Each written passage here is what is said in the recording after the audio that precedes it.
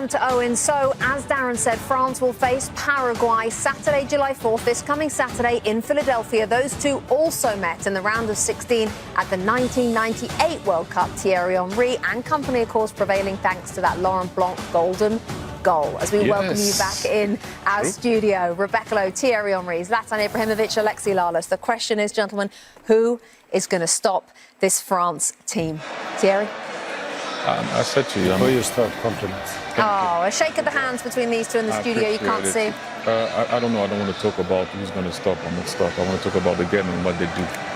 And what they do is they took care of business today. And also what I like the most is what the guys do off the ball. And I heard, I think it was Owen talking about that normally Didier Deschamps do not go with four up front. He goes with four up front because the three are working hard. Olise, Dembele and Barcola, what they do off the ball also and what they create on the ball, as we saw Olise having 2 assists, is second to none. So if you want to play with four like that, the cohesion, the balance of the team needs to be right. The balance of the team was right, and that's what I want to talk about. We'll see after when we're going to have to play Paraguay. Right now, let's enjoy this. That's about it.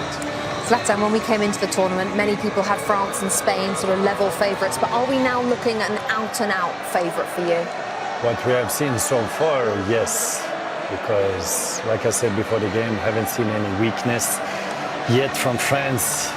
Every player they have, no, I will not say every player, but every offensive from the strikers can win the game by themselves. They did a very good game today.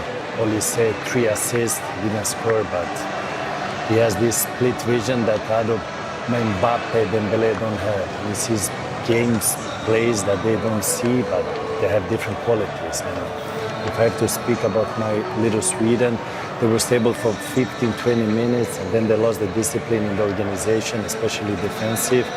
But I got to give courage to Graham Potter because he went back to 4 defenders, put 2 strikers in Isak and Gyökeres. That's the way I think they should play, but I'm not the coach. And, let's see how far France can go, but this is scary. This is scary. Alexis, I want to talk about the 2 players that Zlatan mentioned. That guy, Kylian Mbappe, 18 goals and 18 World Cup appearances. Michael Olise, 5 assists, the most by a player in a single World Cup since 1994, and it's only the round of 32. But together, Olise and Mbappe, that dynamic. Yeah, Rebecca Lowe, I will talk about exactly what you want to talk about when it comes to these 2 players, or who is going to beat this French team. Look, it's just a wealth of incredible riches and talent, and we've talked about it, but the way Didier Deschamps is using this team, the way that they are responding, the way they are almost volleying it back and forth when it comes to the goal scorers. We didn't talk a whole lot about Dembele today. He was certainly there. I know, T, you've been all over Olise from the start of this tournament in terms of how important he is. I don't think that it's going unrecognized by any stretch of the imagination, but back to your original question, I think right now Argentina and maybe Spain would be a team that could compete and beat this particular French team. However, on any given day. But right now, those are the teams. It is hard to see anybody getting in the way of this French team in yet another World Cup. By the way, Olise had 2 assists, not 3. That's how ice hockey assist. That's how good he is. You thought we even give him the first assist, and it was not the. But he has 5 total. 5 total, that's Do right. your like research, you say. Rebecca. Well, no, I think I did actually say that, Zlatan, the most by a player at a single World Cup since 1994, but I will definitely say that again because it is Michael Olise, and what a tournament. Entre Olise, Dembélé, Mbappé. Mbappé maintenant. Mbappé qui a trouvé la paix, comme souvent, comme toujours même. Et qui fait exploser les supporters français. 10 World Cup knockout stage goals, the most of all time, and 3 braces already for Kylian Mbappe at this World Cup. Another line just to tell you about France. They are now the first team in World Cup history to score 3 or more goals in 5 straight matches, dating back to the final in 2022. Alexis, Zlatan, Thierry, Rebecca with you. We'll talk more France in just a tick. Just want to show you what happened in the earlier game today. Ivory Coast against Norway. Alexis, fill us in on that story.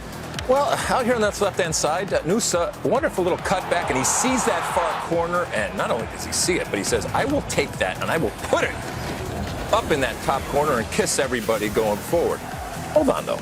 Not so fast. Amad Diallo comes on as a substitute, immediately makes his presence felt. Inside, outside, a little bounce shot here. You're going to see, boom, into the ground.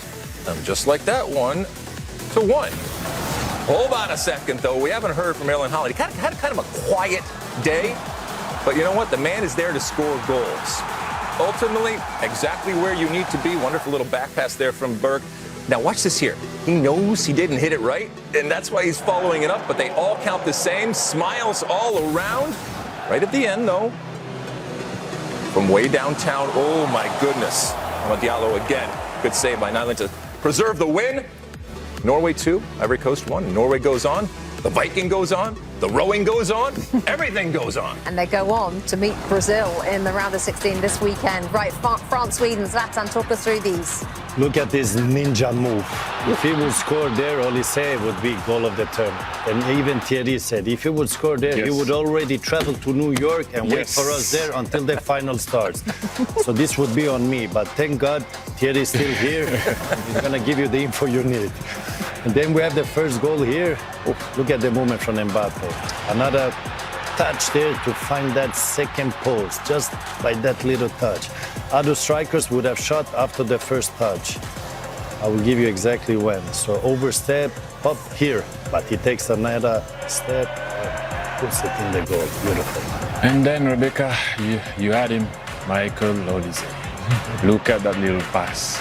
Oof.